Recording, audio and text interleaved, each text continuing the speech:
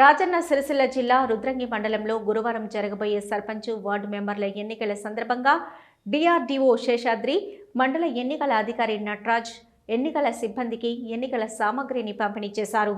ఈ సందర్భంగా అధికారులు మాట్లాడుతూ మండలంలోని 3 గ్రామాలలో ఎన్నికలు జరుగుతున్నాయని, ఎన్నికలకు సంబంధించిన అన్ని ఏర్పాట్లు పూర్తి చేశామని అన్నారు.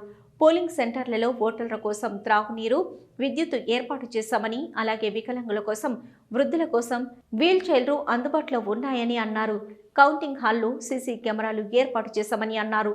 ప్రజలు భయభ్రాంతులకు గురి కాకుండా వచ్చి స్వేచ్ఛగా ఓటు హక్కును వినియోగించుకోవాలని కోరారు.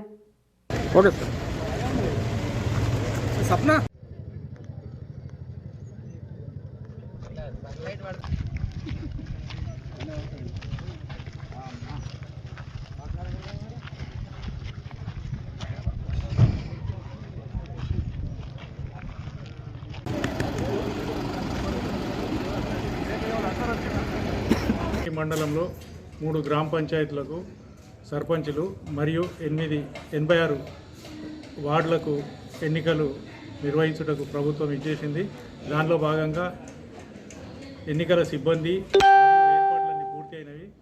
ప్రజలు భయభ్రాంతులకు కాకుండా వారి యొక్క ఓటును సద్వినియోగం చేసుకోగలరని కోరుతున్నాం.